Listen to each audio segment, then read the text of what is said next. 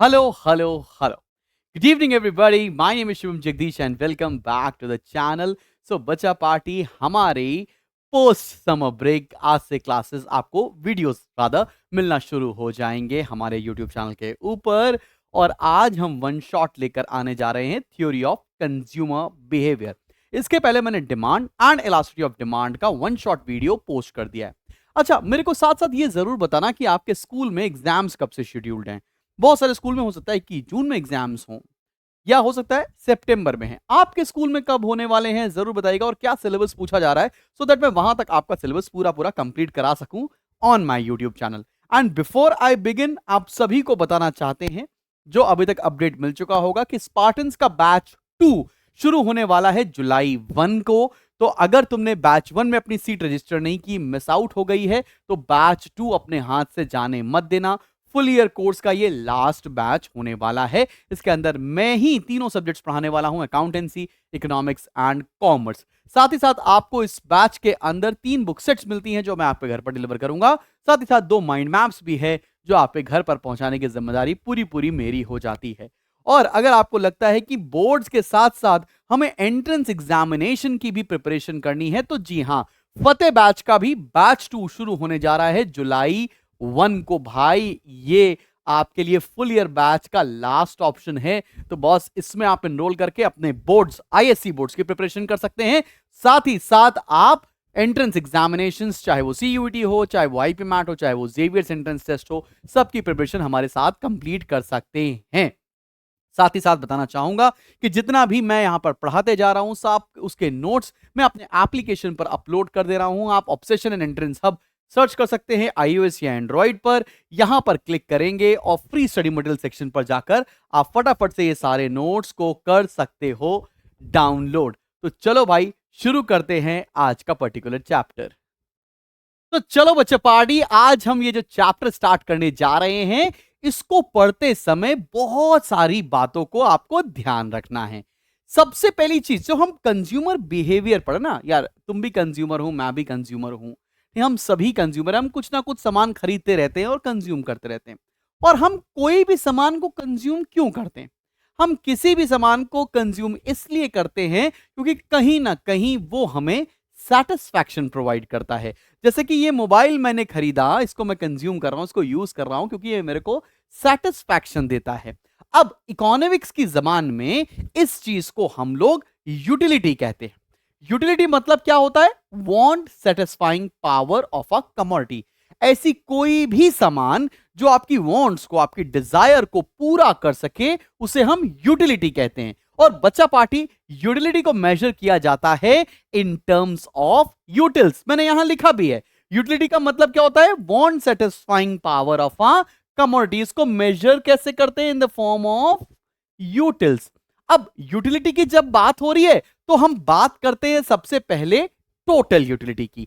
Total utility का मतलब पता है क्या होता है? अगर मैंने कोई भी कमोडिटी कंज्यूम की, कोई भी सामग्री कंज्यूम किया, उसको कंज्यूम करते ही मुझे जो टोटल सेटिस्फैक्शन मिलता है ना, उसको हम टोटल यूटिलिटी कहते हैं।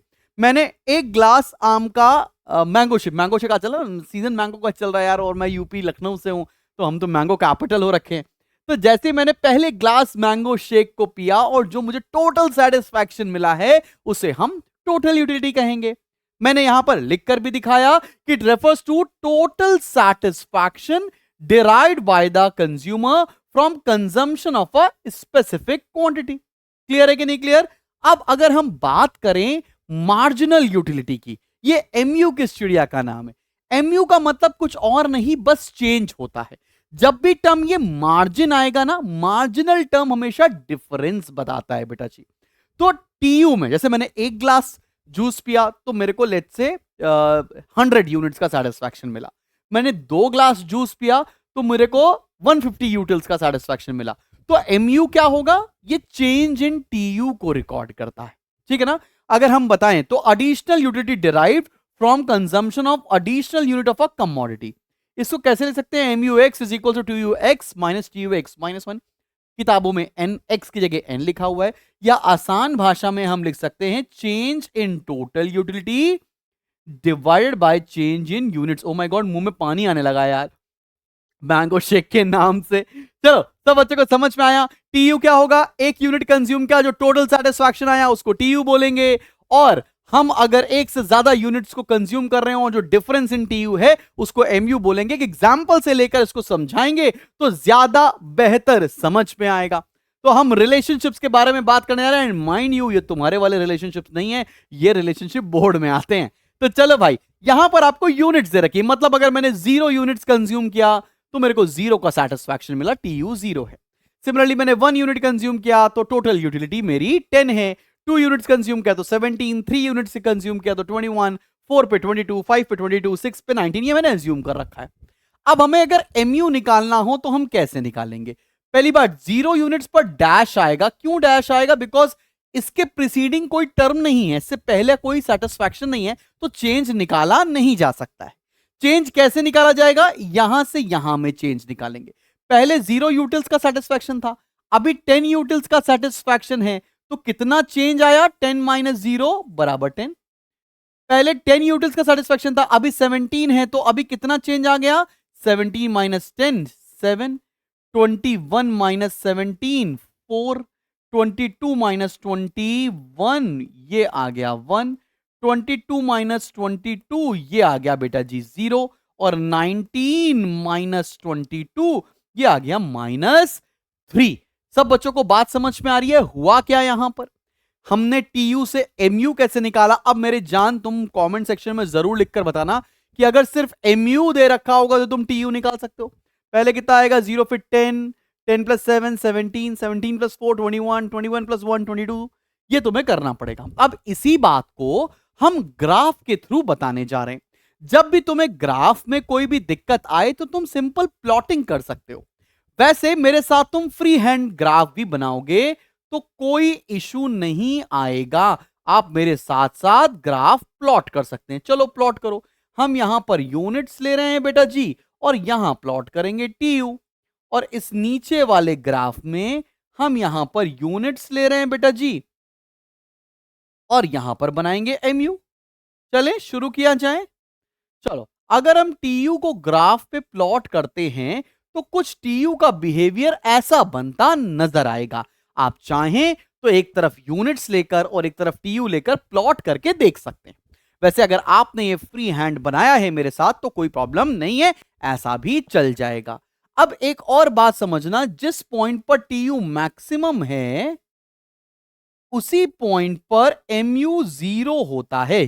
कैसे चेक करा? यहां चेक कर सकते हैं। देखो, जिस पॉइंट पर टीयू मैक्सिमम है उस पॉइंट पर एमयू 0 है।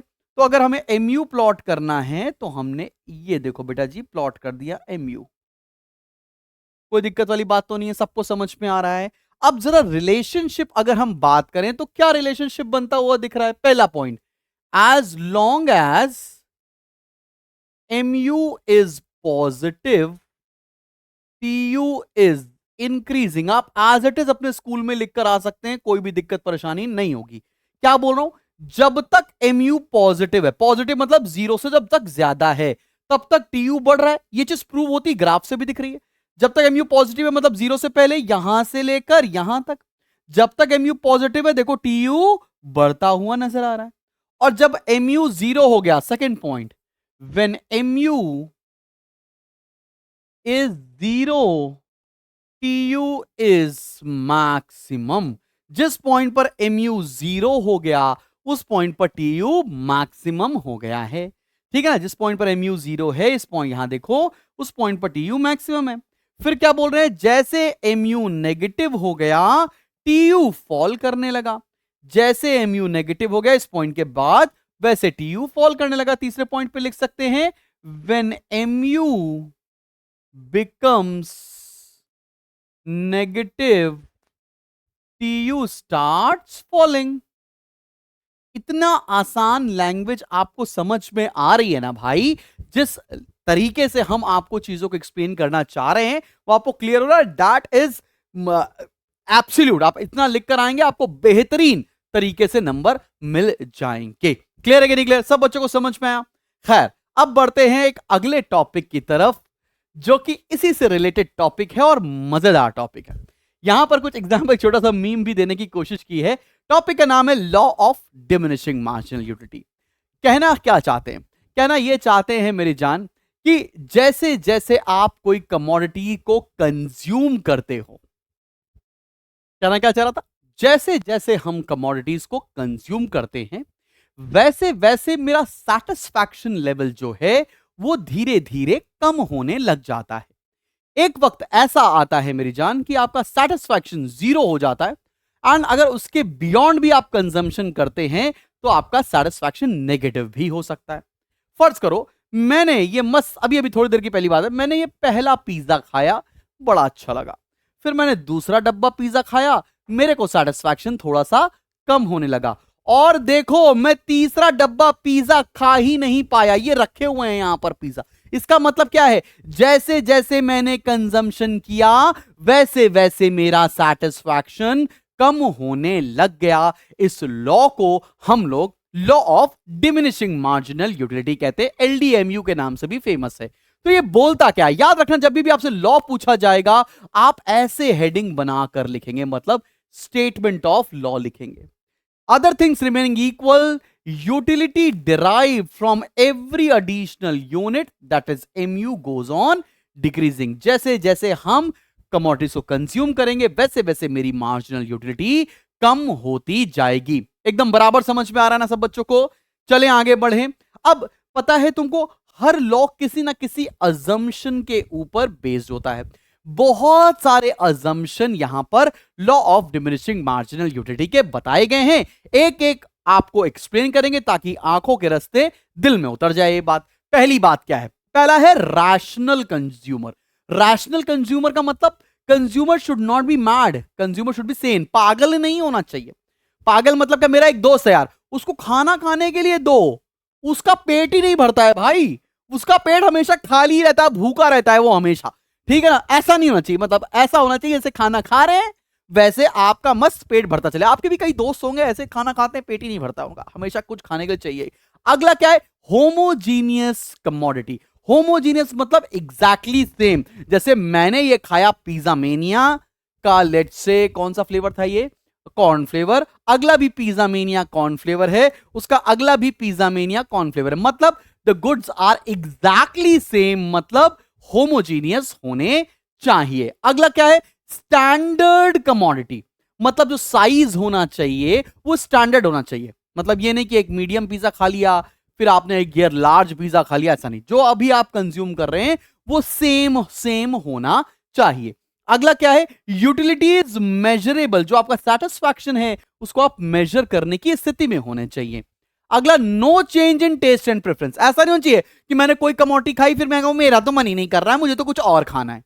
ठीक है ना यार? बीवी जैसी बातें नहीं कर रही, मेरी वाइफ ऐसी ही बातें करती, जैसे उसको रेस्टोरेंट पे लेकर जाओ, कोई सामान खिलाओ, ये नहीं अच्छा है, मुझे को तो कुछ और खाना था तो मुझे ये खिला, या ऐसा नहीं। पागल नहीं होना चाहिए। ओ माय गॉड, ठीक है। No change in taste and preference, मतलब कोई भी टेस्ट और प्रेफरेंस में बदलाव नहीं होना चाहिए। And there should be continuous consumption. Continuous consumption का मतलब जब भी आप खाना खाने बैठते हो तो कुछ टाइम पीरियड के लगातार खाना खाते हैं, 10 मिनट 15 मिनट। ऐसा नहीं एक रोटी अभी खाई एक रोटी कल शाम को खाएंगे, ऐसा नहीं होता है। तो there should be continuous consumption. Next है no change in price of substitute goods. मतलब जैसे ये डोमिनोज का पिज्जा है, इसका कंपैरेटर अगर कंपैरिजन देखें तो लापिनोस पिज्जा या पिज्जा हट के पिज्जा जो इसके सब्स्टिट्यूट गुड्स हैं उनके प्राइसेस में चेंज नहीं होना चाहिए, वरना मेरे मन में कहेगा यार ये पिज्जा नहीं खा के वो ना खाने लग जाए। तो सब्स्टिट्यूट के भी प्राइसेस में कोई चेंज नहीं होना चाहिए। And marginal utility of money is assume to be constant. जो हमारी परचेजिंग पावर है, जो मार्जिनल यूटिलिटी ऑफ मनी है, वो सेम होनी चाहिए, उसमें भी बहुत ज्यादा चेंजेस नहीं हमको समझने हैं। ठीक है ना? तो ये कुछ अजम्पशंस थे। चलो आगे बढ़ते हैं, कुछ शेड्यूल और ग्राफ बताते हैं। अब मैंने यहां पर शेड्यूल ले रखा है, ये एग्जैक्टली वही शेड्यूल है अभी जो हमने थोड़ी देर पहले ड्रॉ किया है टीयू और एमयू के केस में। वापस से इसको ग्राफ बनाकर मैं दिखा देता हूं जिसमें आपकी प्रैक्टिस हो जाए। और मैं तो कह रहा हूं वीडियो को करो पॉज और तुम खुद बना लो। यहां पर अगर मुझे एमयू प्लॉट करना है तो दिस इज एमयू। ठीक है ना? बात समझ में आ रही है? अब आपको इस चीज को पेपर में जाकर एक्सप्लेन भी करना होगा। तो अगली हेडिंग हो जाती है एक्सप्लेनेशन ऑफ द लॉ। तो आपको अगर पूछा गया law of diminishing marginal utility बताओ, तो पहली तो आप स्टेटमेंट बताओगे, फिर अजम्पशन बताओगे, फिर शेड्यूल, फिर ग्राफ, और लास्ट में पांचवी चीज एक्सप्लेनेशन करके आएंगे। आप कहना क्या चाहते हैं, जरा एक्सप्लेनेशन को मैंने बहुत आसान शब्दों में खुद की लैंग्वेज में लिखा है, तो मैं मजा आ जाएगा। क्या लिखा है? An individuals desire for a particular commodity is satiable. इसका मतलब किसी भी एक कंज्यूमर की डिजायर को मैं सेटिस्फाई कर सकता हूं, मतलब उसकी डिजायर को सेटिस्फाई किया जा सकता है। As more and more quantity of a commodity is consume, the intensity of our desire decreases. जैसे जैसे हम कमोडिटीज को कंज्यूम करते हैं, वैसे वैसे मेरी जो इंटेंसिटी है ऑफ डिजायर कम होती चली जाती है। Therefore utility derive from additional unit decreases. उसी तरह क्या होगा कि जो जो आप सेटिस्फैक्शन डिराइव कर रहे हो लगातार कम होता चला जाएगा। और क्या होता है? There are many uses of a commodity. एक कमोडिटी के बहुत सारे इस्तेमाल होते हैं।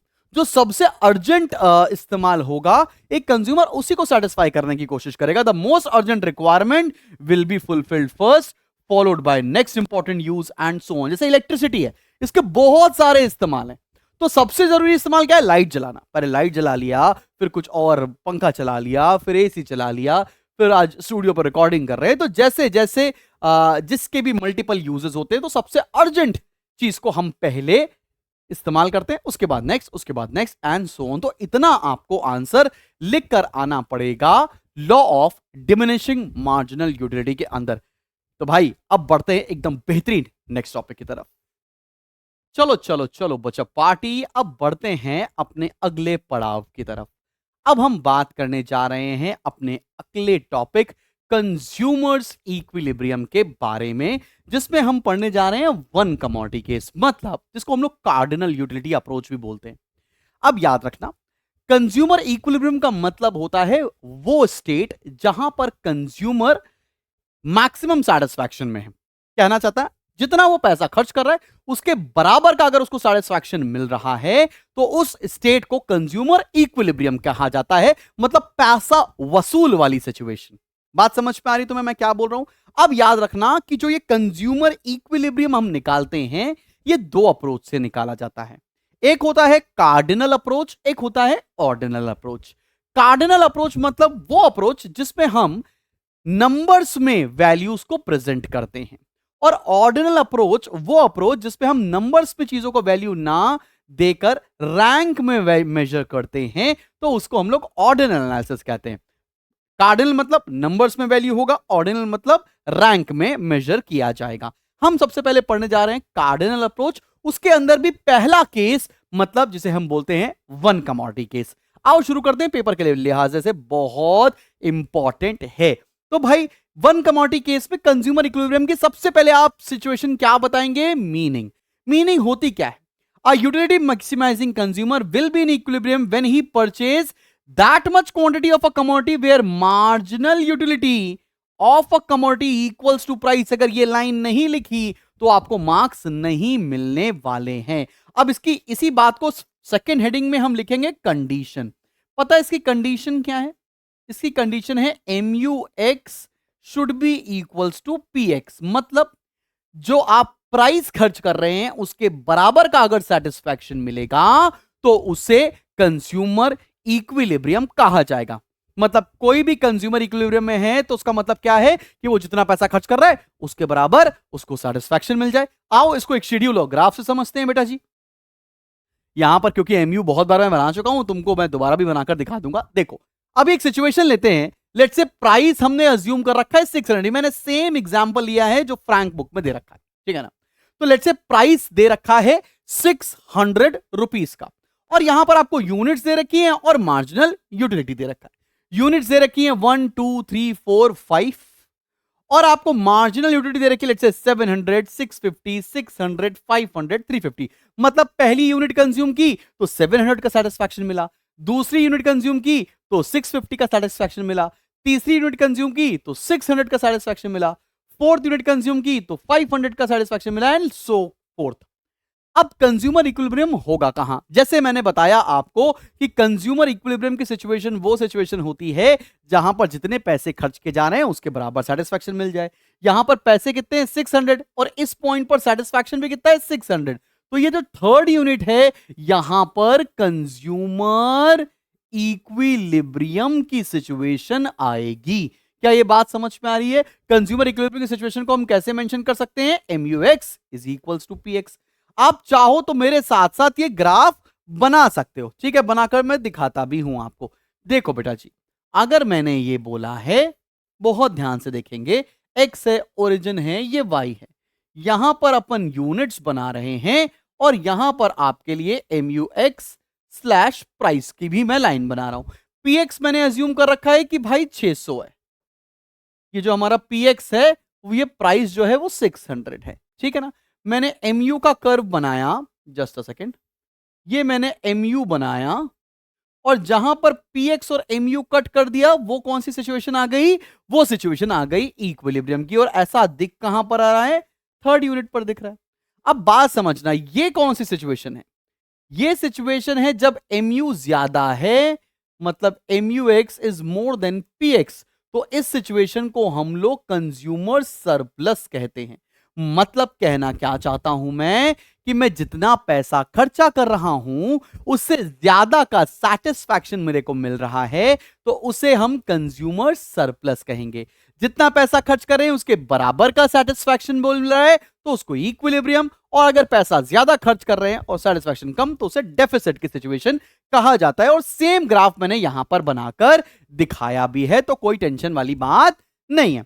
अब इसका एक्सप्लेनेशन भी आपको लिखकर आना पड़ेगा। अब एक्सप्लेनेशन है क्या? इसी ग्राफ का एक्सप्लेनेशन है। कैसे लिखेंगे आओ जरा देखते हुए। इन the above case MU curve is marginal utility curve. ये क्या लिखा है? MU curve is marginal utility curve, जिसको हम लोग ने मेजर किया है, एक्सप्रेस किया है in monetary terms, express in the terms of money, indicated law of diminishing marginal utility. MU बताता है आपकी कि ये LDMU है, law of diminishing marginal utility को पोर्ट्रे कर रहा है। इसके बारे में हमने पढ़ा भी है। अब इक्विलिब्रियम कहां पर है? The horizontal P shows the price. ये जो हॉरिजॉन्टल लाइन बनाई है ये क्या है? आपकी प्राइस लाइन है। MU curve and price line intersect each other at point E। MU curve और प्राइस लाइन कहां पर कट कर रहे हैं? E पॉइंट पर कट कर रहे हैं। Therefore, consumer equilibrium is at point E where MU is equals to price. इसलिए E पर इक्विलिब्रियम होगा, बिकॉज यहां पर जो कंडीशन है वो सेटिस्फाई हो रही है। कौन सी condition? Marginal utility is equals to price. क्या सब बच्चों को समझ में आया है कि हमने ये कौन सा टॉपिक बताया? हमने आपको सिखाया कि consumer equilibrium one commodity case क्या होता है। अब इसके तुरंत ही बाद हम बढ़ते हैं consumer equilibrium two commodity case क्या होता है। जब मैं एक से ज्यादा कमोडिटीज कंज्यूम करूंगा तब मैं कंज्यूमर इक्विलिब्रियम कैसे डिराइव करेंगे, इस बात को हम लोग एक केस बनाकर एक एग्जाम्पल से समझते हैं। पहले ये जानते हैं कि इसकी कंडीशन क्या है और इसकी मीनिंग क्या है। सबसे पहले मीनिंग देखते हैं। The utility maximising consumer must allocate his income among various commodities in such a way that the last unit of money spent on each commodity gives him equal marginal utility। जो पहले definition पढ़ी है, थोड़ी सी twisted definition यहां पर है। कहना क्या चाहते हैं? कंडीशन क्या है कि MUX अपॉन PX। ये MUX क्या होता है? ये होता है marginal utility, marginal utility derived from good x. जब मैंने एक्स को कंज्यूम किया तो मुझे कितना मार्जिनल यूटिलिटी मिला? PX क्या है? ये है price of good x. Similarly MUY क्या है? Marginal utility derived from consuming good Y, और PY क्या है? Price of Y। और MUM क्या होता है? मार्जिनल यूटिलिटी ऑफ मनी, है कि नहीं? Marginal utility of money. ये कंडीशन जहां पर प्रूव हो जाएगी वहां पर कंज्यूमर इक्विलिब्रियम होगा। और इस बात का एकदम आप दिमाग में बैठाएं कि यहां से आपको न्यूमेरिकल जरूर मिलेगा आपके एग्जाम में, ठीक है। अब क्या न्यूमेरिकल है? अज्यूम करते हैं बेटा जी, हमने अज्यूम कर रखा है कि एक कंज्यूमर है जिसके पास इनकम है 40 रुपए। लेट से उसके पास 40 रुपए है। अब वो दो गुड्स को कंज्यूम कर रहा है, एक एक्स को कंज्यूम कर रहा है जो कि लेट से 5 रुपए का आता है, और दूसरा कंज्यूम कर रहा है वाई जो कि 10 रुपए का आता है। हमें दे रखा है यहां पर सेटिस्फैक्शन MUX दे रखा है और MUY गिवन है। इतना क्वेश्चन गिवन है। अब आपसे बोला जाएगा कि किस कॉम्बिनेशन में कंज्यूमर इक्विलिब्रियम में आएगा, तुमको निकालना पड़ेगा। तो तुम्हें सबसे पहले क्या पता होना चाहिए? आपको पता है कंडीशन क्या है? M U X upon P X निकालो। चलो भाई, हम कॉलम बनाने जा रहे हैं M U X divided by P X. फिर अगला कॉलम बनाना पड़ेगा M U Y divided by P Y. चलिए कॉलम बनाया जाए। एम यू एक्स ये दे रखा है, पी एक्स ये दे रखा है, तो 50 divide by 5 is 10, 45 divide by 5 is 9, 40 divide by 5 is 8, 35 divide by 5 is 7, 30 divide by 5 is 6, 25 divide by 5 is 5। सब बच्चों को ये बात समझ में आ रही है? कोई दिक्कत वाली बात तो नहीं है। अब अगला निकालते हैं M U Y upon P Y निकालते हैं। एम यू वाई कितना है? 80, पी वाई कितना है? 10। 80 divide by 10 is 8, 70 divided by 10 is 7, then 6, then 5, then 4 and then 3। अब तुम्हें करना क्या है? हमारी कंडीशन क्या बोलती है कि M U X upon P X should be equals to M U Y upon P Y. ऐसे कौन कौन से पॉइंट हैं जहां पर एम यू एक्स और एम यू वाई, मतलब M U X upon P X और M U Y upon P Y बराबर बराबर है? चेक करो, यहां 10 है, यहां कहीं भी 10 नहीं है, यहां 9 है, यहां कहीं भी 9 नहीं है, यहां 8 है और यहां पर भी 8 है, यहां पर 7 है, यहां पर भी 7 है, यहां पर 6 है, यहां पर भी 6 है, यहां पर 5 है, यहां पर भी 5 है। तो कई सारे कॉम्बिनेशन निकल कर आ रहे हैं जहां पर M U X upon P X और M U Y upon P Y बराबर बराबर आता दिख रहा है। अब हमें पता लगाना पड़ेगा कि कहां पर कंज्यूमर इक्विलिब्रियम होने वाला है। तो चलो चेक करते हैं, और एक हम बनाने जा रहे हैं एक्सपेंडिचर टेबल। क्या बनाने जा रहे हैं बेटा जी? हम बनाने जा रहे हैं एक्सपेंडिचर टेबल। अब सबसे पहले देखते हैं कॉम्बिनेशन कौन सा है और उसमें एक्सपेंडिचर कितना हो रहा है, मतलब उस कॉम्बिनेशन को खरीदने में कितना खर्चा होगा। चलें भाई बनाया जाए। सबसे पहला कॉम्बिनेशन कौन सा है? 8 का कॉम्बिनेशन है, तो यहां लिख लेते हैं कॉम्बिनेशन एट 8। अब एट 8 पे x के कितने यूनिट्स कंज्यूम कर रहे हैं, y के कितने यूनिट्स कंज्यूम कर रहे हैं? x का कितना यूनिट कंज्यूम हो रहा है? 3। y का कितना यूनिट कंज्यूम हो रहा है? 1। x का यूनिट कंज्यूम हो रहा है 3, y का यूनिट कितना कंज्यूम हो रहा है? 1। अब इसको कंज्यूम करने में खर्चा कितना होगा? हमको पता है कि x आता है 5 रुपए का, तो 15 रुपीज, y आता है 10 रुपीज का, तो 10 रुपीज। तो टोटल खर्चा हुआ कितना? टोटल खर्चा हो गया 25 रुपए। लेकिन कंज्यूमर के पास एमयूएम मतलब इनकम कितनी है? कंज्यूमर के पास इनकम तो 40 रुपए की है, लेकिन इस कॉम्बिनेशन में तो सिर्फ 25 रुपीज ही खर्च हो रहे हैं। इसका मतलब यहां पर इक्विलिब्रियम नहीं हो सकता है। तुम पता लगाओगे अगला कॉम्बिनेशन कौन सा है। अगला कॉम्बिनेशन है एट 7, कॉम्बिनेशन 7। एक्स की कितनी यूनिट्स हैं? 4। एक्स की कितनी यूनिट्स हैं? 4। वाई की कितनी यूनिट्स हैं? 2। खर्चा कितना होगा? 4 इंटू 5, खर्चा होगा 20, और 2 इंटू 10 खर्चा होगा 20। ओ माई गॉड, यहां पर तो पैसा पूरा का पूरा खर्च हो जा रहा है। मतलब यहां पर तो इक्विलिब्रियम होगा, क्योंकि यहां पर क्या हो रहा है? M U X upon P X is equals to M U Y upon P Y is equals to M U M. मतलब कंज्यूमर के पूरे पैसे खर्च हो रहे हैं। मतलब ये वाली सिचुएशन इक्विलिब्रियम की है। लेकिन आपको एग्जाम में क्या करना पड़ेगा? सारे कॉम्बिनेशन प्रूव करके आने पड़ेंगे। अगला कॉम्बिनेशन कौन सा है? 6। तो एट 6 पर देखते हैं एक्स की कितनी यूनिट्स हो रही है और वाई की कितनी यूनिट्स हो रही है। एक्स की यूनिट्स हो रही हैं 5 और वाई की कितनी यूनिट्स हो रही हैं 3। तो खर्चा कितना होगा? 5 इंटू 5 25 और 3 इंटू 10 30। अब देखो टोटल एक्सपेंडिचर कितना होगा? 55। यहां पर कंज्यूमर इक्विलिब्रियम आ ही नहीं सकता है। क्यों नहीं आ सकता है यहां पर कंज्यूमर इक्विलिब्रियम? बिकॉज कंज्यूमर के पास हैं पैसे 40, खर्चा वो 55 कैसे कर सकता है? Not possible.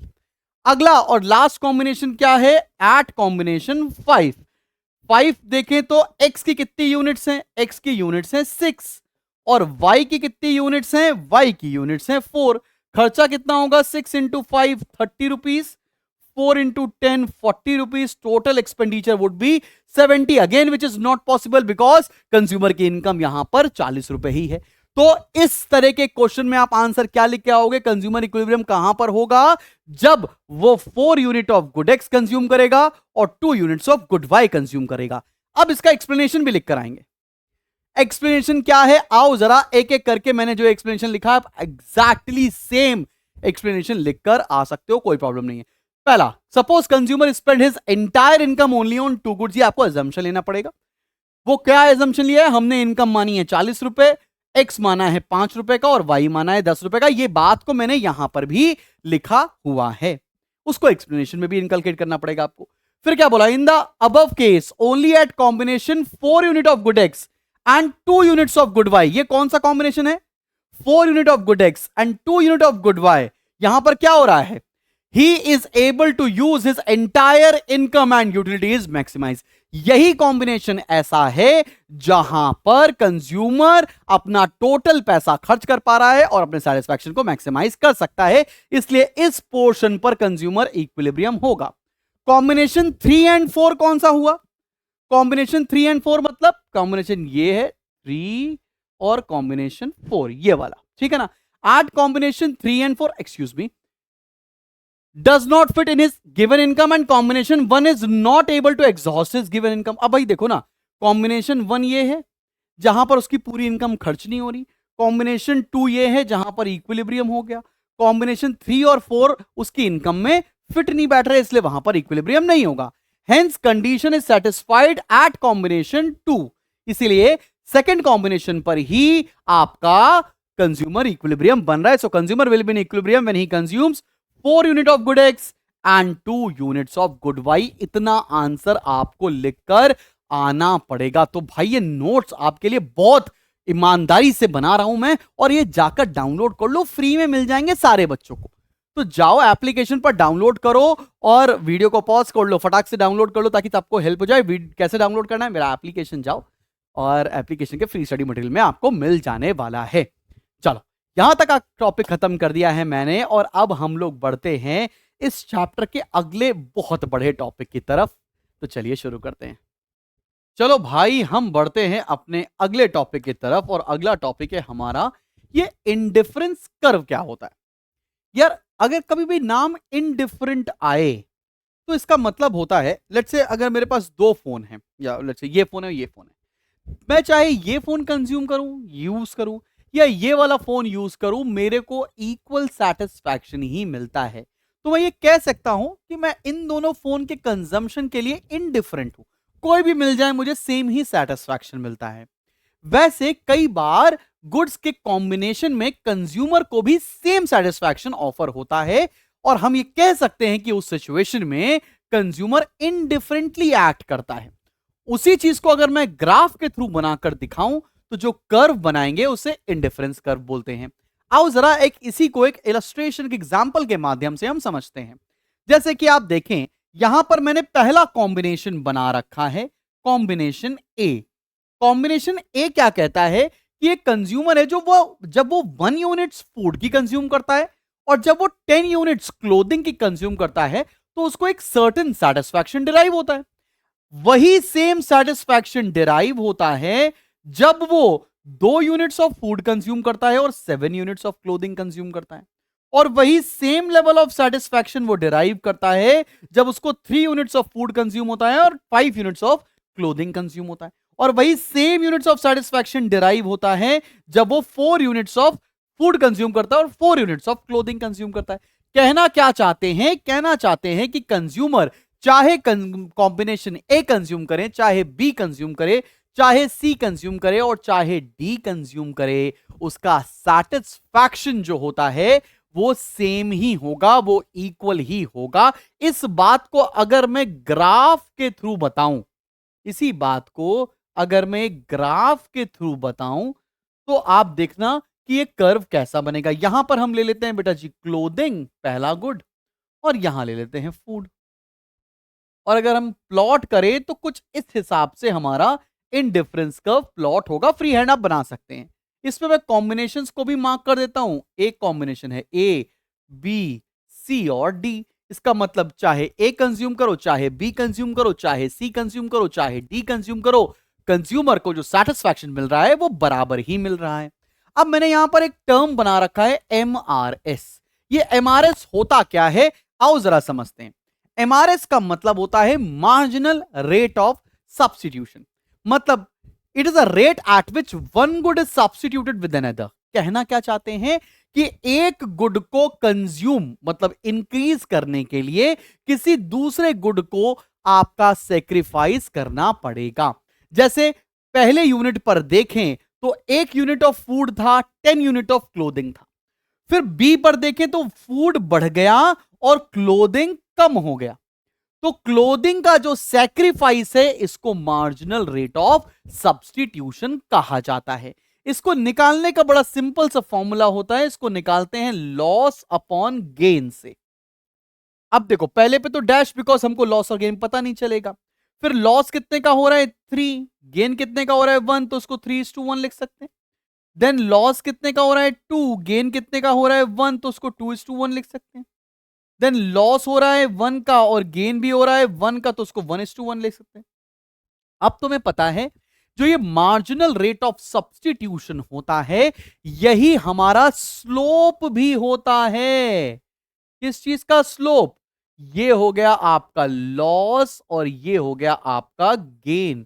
तो अगर कोई पूछे कि स्लोप ऑफ इंडिफरेंस कर्व क्या है तो तुम बताओगे slope of indifference curve marginal rate of substitution को कहा जाता है। अब तुमसे एक क्वेश्चन पूछा जाएगा कि ये जो मार्जिनल रेट ऑफ सब्स्टिट्यूशन है ये कॉन्वेक्स क्यों है, इसका शेप कॉन्वेक्स क्यों है? तो आप उत्तर इसका देंगे, आंसर देंगे क्योंकि marginal rate of substitution fall हो रहा है, मतलब डीएमआरएस हो रहा है।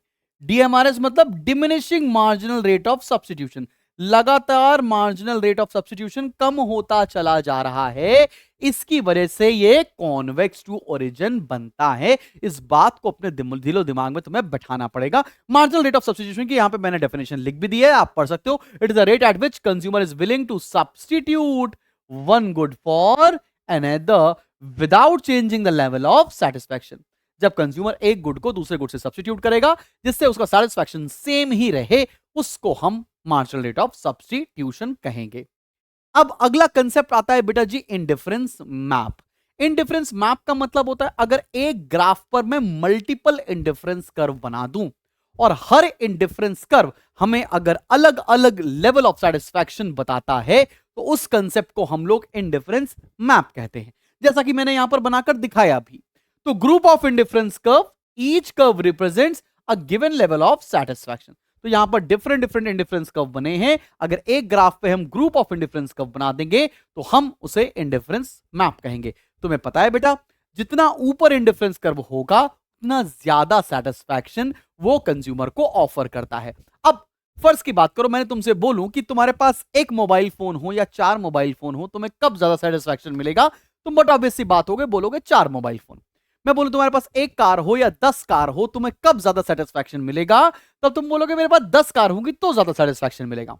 वैसे ही इंडिफरेंस कर्व आपकी कंजम्पशन हैबिट को बताता है। ज्यादा कंज्यूम करते हैं तो ज्यादा सेटिस्फाइड होंगे, कम कंज्यूम करेंगे तो कंपैरेटिवली कम सेटिस्फाइड होंगे। चलें अब बात करें, अजम्पशन हमारे सिलेबस में नहीं है तो बल्ले बल्ले दिशावा शावा अगले टॉपिक की तरफ आते हैं जो कि प्रॉपर्टीज ऑफ इंडिफरेंस कर्व है। इसके ऊपर 100% क्वेश्चन आपके एग्जाम में पूछा ही जाएगा। आओ जरा देखा जाए। पहला क्या बोलता है? An indifference curve slopes downward from left to right. अब जो ये इंडिफरेंस कर्व बना रहे हैं, अगर मैं नॉर्मली यहां पर भी बनाकर दिखा दूं, ये जो इंडिफरेंस कर्व हम बना रहे हैं ये क्या हो रहा है? ये डाउनवर्ड मूव हो रहा है, सही बात है, लेफ्ट से राइट की तरफ जा रहा है। इसका क्या कारण है? इसका कारण यह है कि जो यहां पर गुड, जो वाई एक्सिस पर गुड है उसका कंजम्पशन कम हो रहा है और जो एक्स एक्सिस पर गुड है उसका कंजम्पशन लगातार बढ़ रहा है। तो यही लिखा है, this property is based on the assumption if a consumer consumes more of one commodity he must consume less of other good. अगर एक्स को ज्यादा कंज्यूम करना है तो वाई का कंजम्पशन कम करना पड़ेगा। इसीलिए हमारा इंडिफरेंस कर्व डाउनवर्ड स्लोपिंग होता है और लेफ्ट से राइट की तरफ बढ़ता है। क्या ये बात समझ में आ गई? आगे बढ़ते हैं बेटा जी। अगला, indifference curve is convex to origin. मैंने अभी भी बताया कॉन्वेक्स क्यों होता है, बिकॉज उसका स्लोप है वो डिमिनिशिंग एमआरएस होता है, ठीक है ना। This is based on the assumption of diminishing marginal rate of substitution, अभी अभी बताया। चलो बच्चा पाड़ी आगे बढ़ते हैं। Two indifference curve will never intersect each other. अब मेरी बात समझना, मान लेते हैं एक इंडिफरेंस कर्व ये है, और दूसरा इंडिफरेंस कर्व ये है। ऐसा कभी भी नहीं हो सकता। तो ये पता है क्यों नहीं हो सकता? बिकॉज एक इंडिफरेंस कर्व अलग लेवल ऑफ सेटिस्फैक्शन देता है और दूसरा इंडिफरेंस कर्व अलग लेवल ऑफ सेटिस्फैक्शन देता है। और जब दो इंडिफरेंस कर्व अलग अलग लेवल ऑफ सेटिस्फैक्शन देते हैं तो वो एक बराबर सेटिस्फैक्शन नहीं दे सकते, इसीलिए इंटरसेक्ट नहीं करेंगे। लिखा भी है each represents different level of satisfaction, therefore two ICs do not intersect each other. इसीलिए दो इंडिफरेंस कर्व एक दूसरे को कट नहीं कर सकते हैं। यहां तक की बात समझ में आई है। अब बढ़ते हैं बच्चोपाड़ी हम लोग अपने नेक्स्ट कंसेप्ट की तरफ, और नेक्स्ट कंसेप्ट है हमारा बजट लाइन क्या होता है।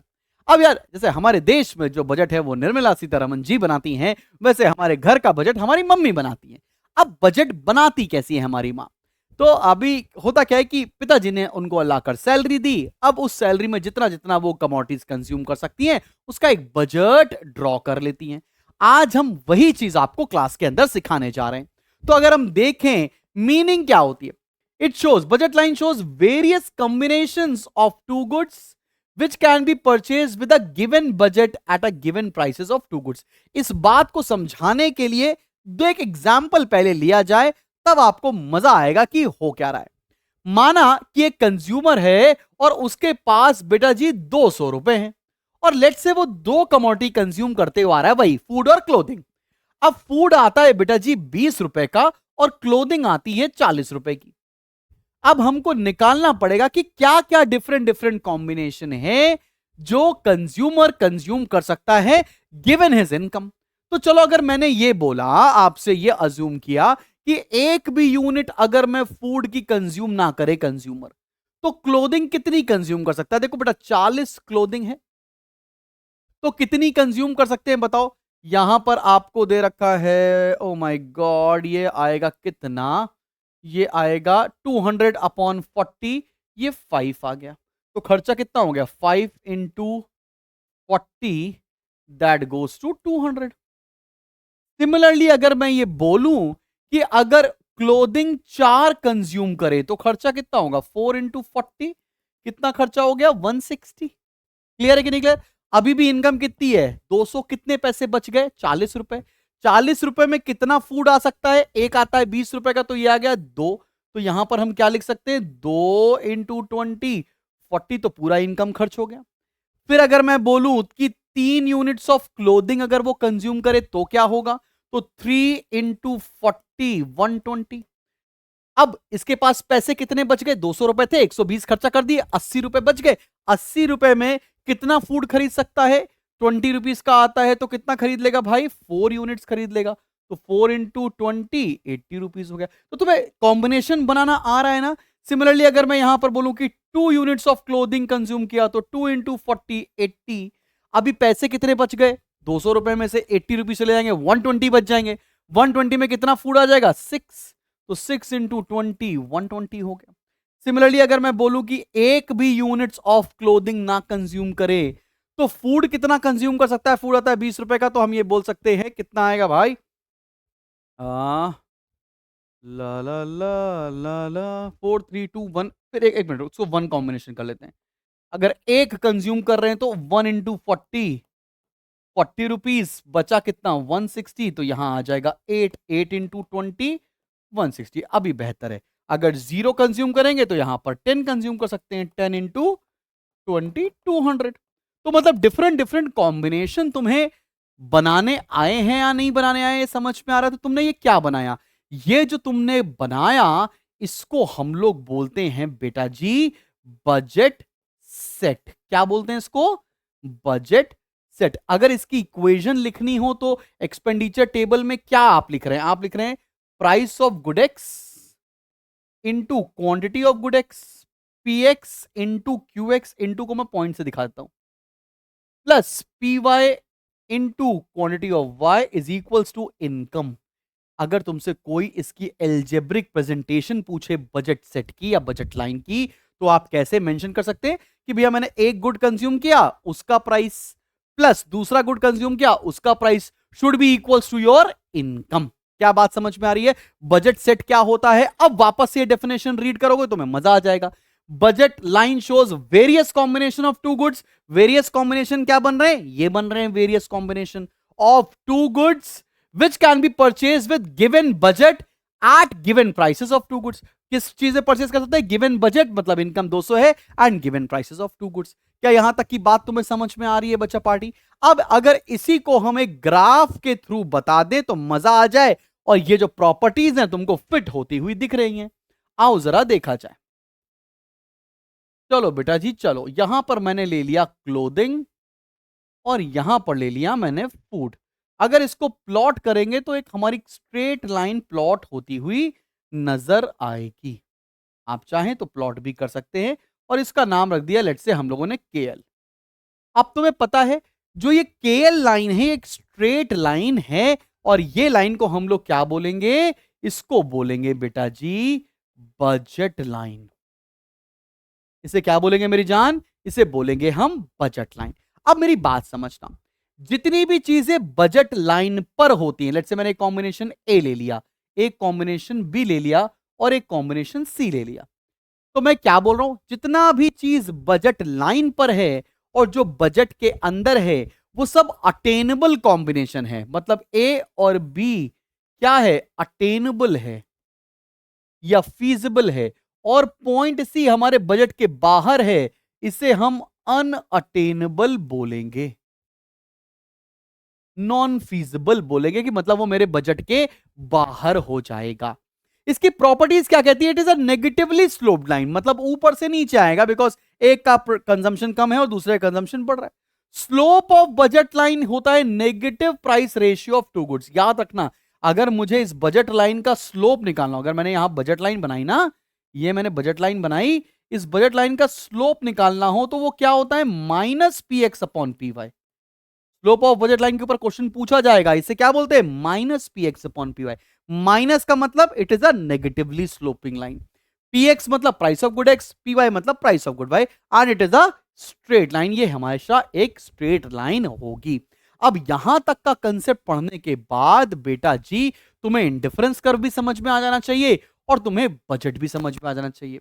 इसी के साथ एक बेहतरीन कंसेप्ट शुरू होता है जिसको हम लोग ऑर्डिनल एनालिसिस बोलते हैं, जिससे हम सीखने जा रहे हैं कि कंज्यूमर इक्विलिब्रियम कैसे निकाला जाता है। और ये कंज्यूमर इक्विलिब्रियम निकालते समय आप याद रखना कि पेपर में 100% यहां से क्वेश्चन आएगा। इस पूरे कंसेप्ट को हम लोग बोलने जा रहे हैं consumers equilibrium through IC analysis या indifference curve approach, and this is the last topic of this particular chapter. बड़े इत्मीनान से धीरे धीरे करके ये पूरा टॉपिक मैंने एक वीडियो में सम करके देख दिया है। विद इन मतलब ऑलमोस्ट लेस देन 1 आवर के अंदर आपको ये पूरा चैप्टर एक एक कंसेप्ट के साथ आंखों के रास्ते दिल में उतारने की पूरी कोशिश है। तो सबसे पहले जानते हैं कि कंज्यूमर इक्विलिब्रियम क्या है। वही सेम बात, a consumer attains his equilibrium when he maximises his satisfaction given his income prices of two commodities. आप इतनी देर से हमसे हमारे साथ कंज्यूमर इक्विलिब्रियम की डेफिनेशन पढ़ते हुए आ रहे हैं, मोर और लेस हर डेफिनेशन सेम ही है। अब यहां पर आपको दो कंडीशंस प्रूव करनी होंगी। कंडीशन नंबर 1 क्या है? MRS X Y should be equals to P X upon P Y. अब आपको पता है एमआरएस एक्स वाई किसे बोलते हैं? इसे बोलते हैं स्लोप ऑफ इंडिफरेंस कर्व। और P X upon P Y क्या होता है? ये होता है स्लोप ऑफ बजट लाइन। तो मतलब ऐसा पॉइंट जहां पर इंडिफरेंस कर्व का स्लोप और बजट लाइन का स्लोप मिल जाएगा, वहां पर कंज्यूमर्स इक्विलिब्रियम होगा। और दूसरी कंडीशन क्या होती है? IC should be convex to the point of origin. तो जो हम इंडिफरेंस कर्व बनाएंगे वो कॉन्वेक्स होना चाहिए। चले भाई, अब जरा मैं इस ग्राफ को आपको बनाकर दिखाने जा रहा हूं कि हमें कैसा ग्राफ बनाना होगा।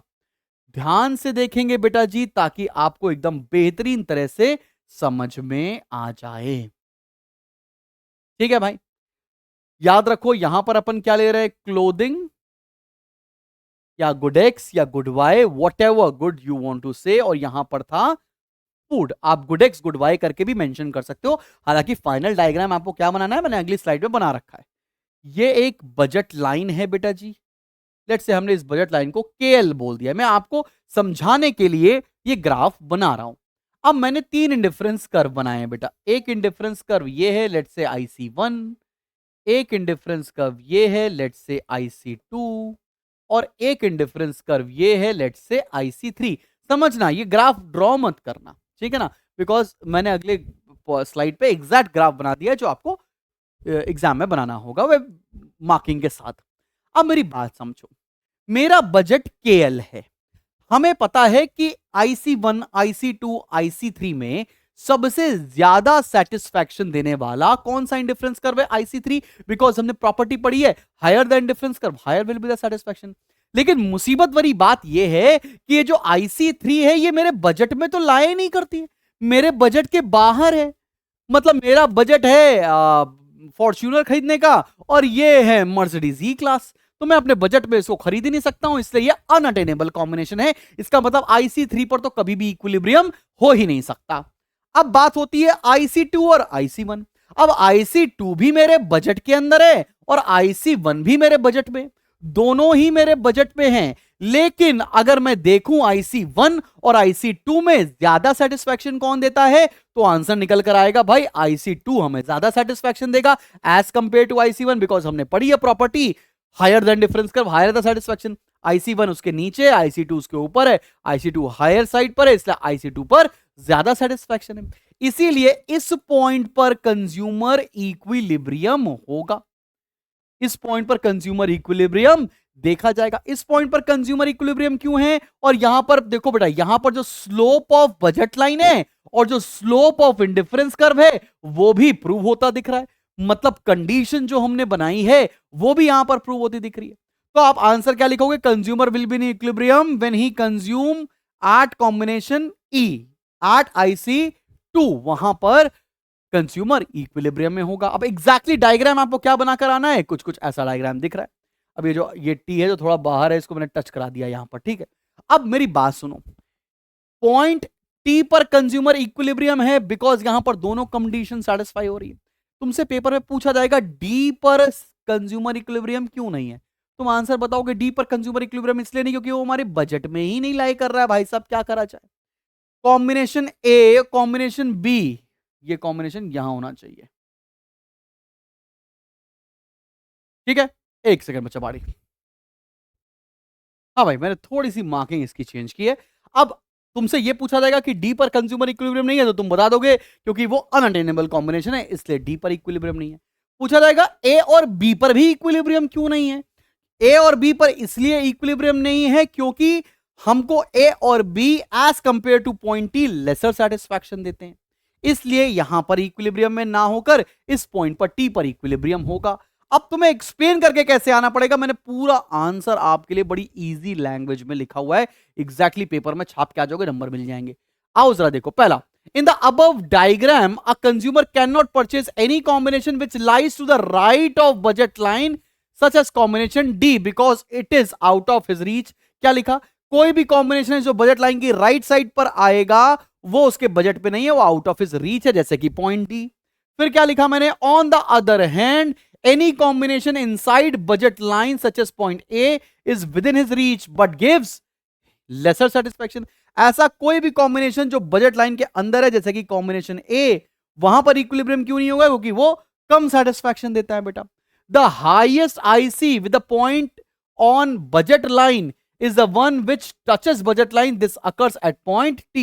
जो हाईएस्ट जो हाईएस्ट पॉइंट है वो पॉइंट T है जो टच कर रहा है और जहां पर आपकी दोनों कंडीशन सेटिस्फाई भी हो रही है। On combination of clothing and on combination of food that consumer purchases at point of equilibrium. इसको थोड़ा सा हम रेक्टिफाई करेंगे। ये क्या लिखा है जरा देखते हैं। OM, इसको सही कर लेते, this is OM combination of clothing and ON combination, ये लिखा सही है, इसको कैपिटल में कर लेते हैं। This is ON combination of food. ये कहां से आया? This is OM combination of clothing and this is ON combination of food. ये आपको क्लियरली मेंशन करके हम दे रहे हैं, ठीक है ना। यहां पर कंज्यूमर इक्विलिब्रियम में होगा।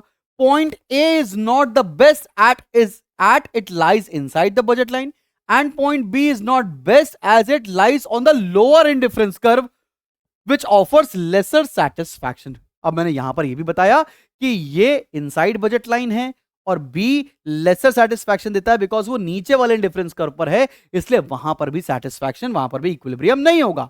Hence consumer is in equilibrium at point T. At this point both the conditions are satisfied. तो एक एक चीज आपको एक्सप्लेनेशन में बतानी पड़ेगी कि कहां पर इक्विलिब्रियम है और बाकी कॉम्बिनेशन पर कहां इक्विलिब्रियम नहीं है। सेम ग्राफ आप बनाकर आएंगे और ये आपका पूरा चैप्टर यहां पर आकर खत्म होता है। ये जरूर से जरूर जरूर जरूर जाकर नोट्स डाउनलोड कर लेना because it will be of great help. And do remember, हमारा बैच 2 ऑफ स्पार्टन शुरू होने आ रहा है 1 जुलाई से। सारा सिलेबस स्टार्टिंग से लेकर एंड तक हम कंप्लीट कराने वाले हैं, तो do not miss it. Else यार उसके बाद कोई भी फुल ईयर का बैच आपको नहीं मिल पाएगा। God bless you all. मिलते हैं बहुत जल्दी एक नेक्स्ट वीडियो में। Till keep smiling and keep learning.